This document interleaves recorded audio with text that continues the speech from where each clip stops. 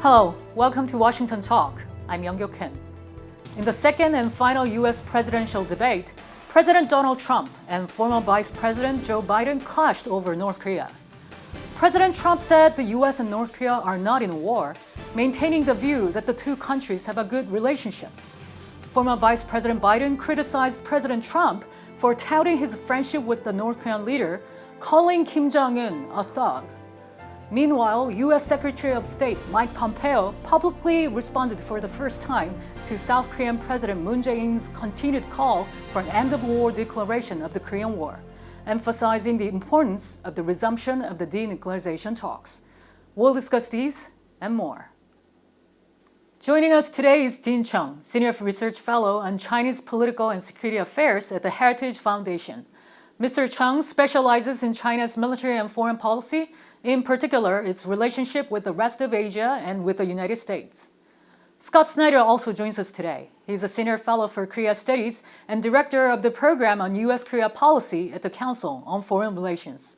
His book, South Korea at the Crossroads, examines the trajectory of South Korean foreign policy. Thank you so much for being with us today. Thank you, Young-Gyo. Thank you for having us.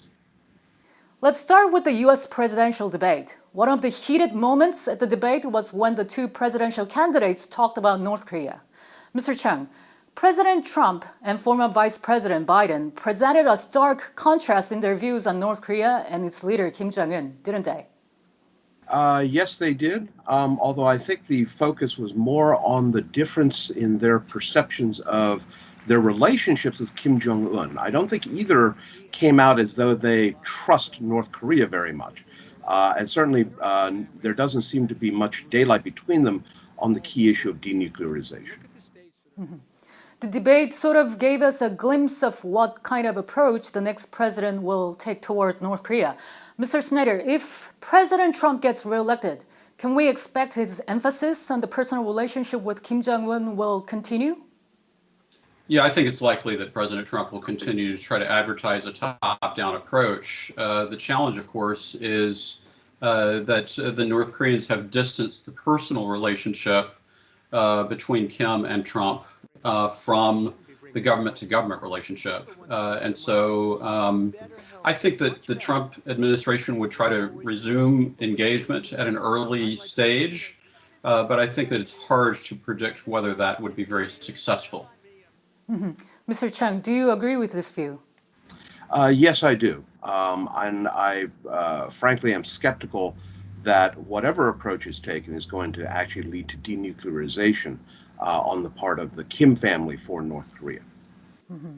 What about former Vice President Biden? If he gets elected as president, what can we expect from him, Mr. Cheng?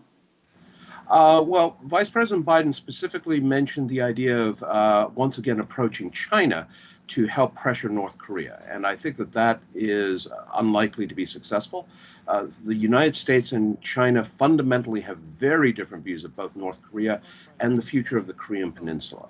I also think that his calling Kim Jong-un a thug, while accurate, is also likely to limit the openness of Kim Jong-un to having conversations with Vice President Biden, should he become president. Right. Mr. Snyder, would you like to add to this? Well, I think that the vice president, also some of his advisors have been talking about a step-by-step process. And essentially, I think that what Vice President Biden also hinted at was what I would call conditional legitimization after he criticized President Trump for legitimizing Kim Jong-un. So it was interesting that Vice President Biden left space for personal engagement. How will the outcome of the presidential debate affect the future U.S.-North Korea relations then? Mr. Cheng? I think that Kim Jong-un has one huge advantage. He knows exactly what he wants, and he has most of the levers that he needs, which is to keep North Korea afloat. So insofar as the U.S. is an obstacle, U.S.-North Korean relations have a limit to how far they would go. I do think that if the U.S.-South Korean alliance is weakened, that ultimately serves North Korea's ends. And I would hope that no matter who is president, that does not occur. Mm. And Mr. Snyder? Well, from what we can see on the current trajectory, I think it's going to be exceedingly difficult for the U.S. and North Korea to get back to talks. But I think that the X factor, what we really don't understand, is whether or not the level of distress internally in North Korea could be a factor that actually brings about a need on the part of North Korea to turn outward in order to solve some of its problems. And a day before the presidential debate, U.S. Secretary of State Mike Pompeo publicly responded for the first time to South Korean President Moon Jae-in's continued call for an end-of-war declaration of the Korean War. He said the U.S. hopes that it can get back to the table with North Korea and would ultimately lead to what the South Korean president was speaking to. Mr. Snyder, what's your take on this? Well, the key words in Secretary Pompeo's statement were no change. And I think the Trump administration has always been open to the idea of end of war declaration since Singapore, but it's always been linked to progress in denuclearization. And so I think that it's interesting the Trump administration has been more forward-leaning than any other administration on consideration of an end-of-war declaration, but it's very clear that there is an expectation that the North Koreans will do something in order to earn that declaration. Mm-hmm. Mr. Cheng, could you share your thought about the end-of-war declaration as well? Well, two things. One, I think that President Moon's approach versus President Trump's approach is the difference is one of sequencing. Do you denuclearize in order to get to an end-of-war declaration, or do you think an end-of-war declaration will somehow help denuclearization? I think President Moon is of the latter assumption. That is, if we have an end-of-war declaration, that might facilitate denuclearization.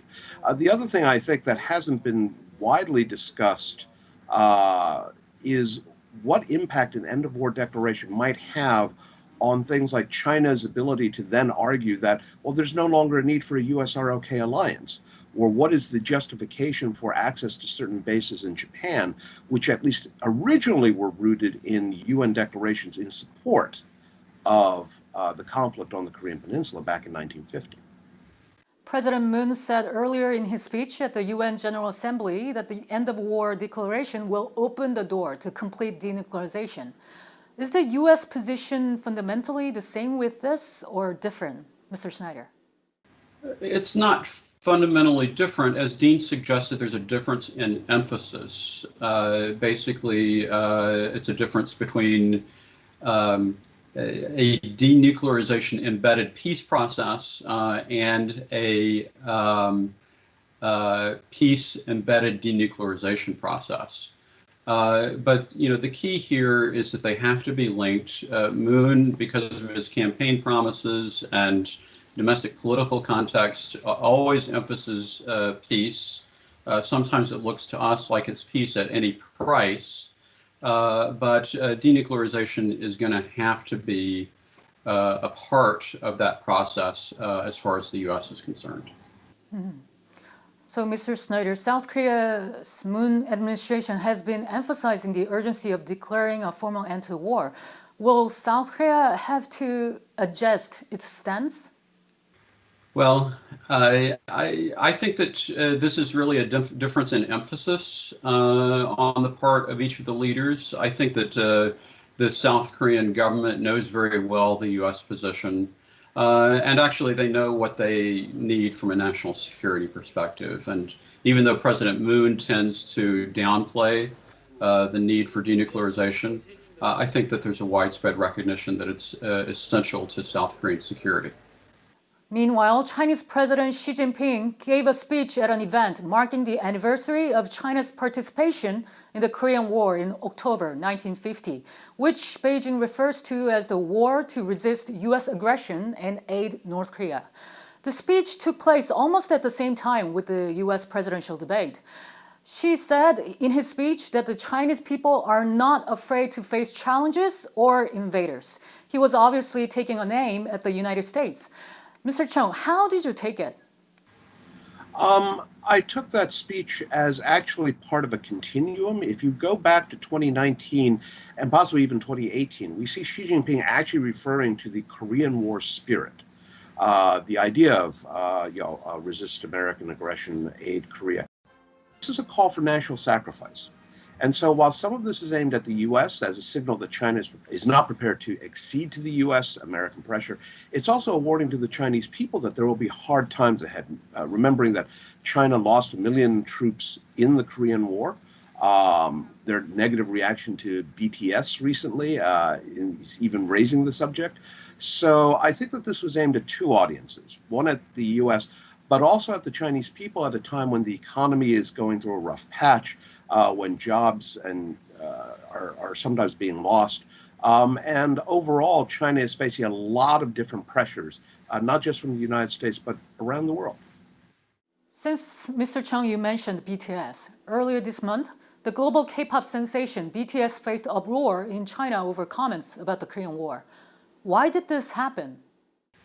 China engages in political warfare. One key part of political warfare is public opinion warfare. And that means countering anything that, from the Chinese perspective, challenges China's messaging and China's image, which is why it's fascinating that when BTS to the shared sacrifice of American and South Korean soldiers during the Korean War, the Chinese took offense because they said Chinese people, Chinese soldiers suffered as well. What they, of course, failed to mention was that Chinese soldiers suffered because they wanted to prevent South Korea from existing. They wanted to keep the Korean peninsula divided, a somewhat different framework. But from the Chinese perspective, the bigger point was no one should be able to criticize China freely. North Korean leader Kim Jong-un visited the cemetery of fallen Chinese soldiers from the Korean War and also sent floral baskets to China to pay tribute. Mr. Snyder, how do you perceive the North Korea-China relationship will move forward? Well, I think this visit was a symbolic expression of the limits and context of North Korean diplomacy at this time, because their dependence on China has only increased. In the context of rising Sino-U.S. tension, it really boxes North Korea in and makes them even more dependent on China. And I think that it's important to remember that in the past, on this anniversary, the North Koreans have not always demonstrated recognition.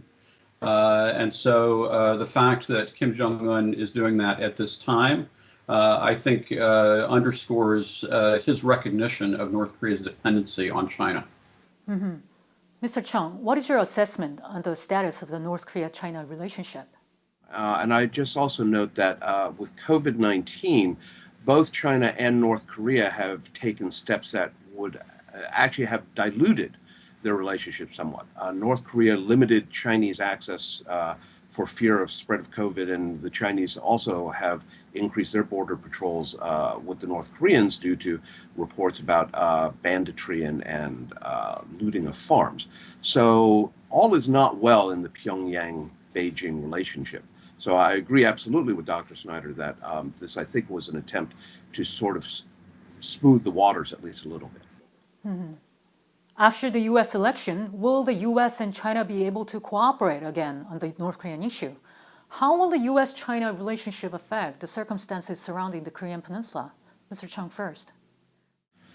Frankly, I don't think China has been very helpful with regards to North Korea, certainly with regards to denuclearization at all, dating back over 2 decades. The Chinese impose sanctions only after they're diluted and then stop enforcing them after about a year.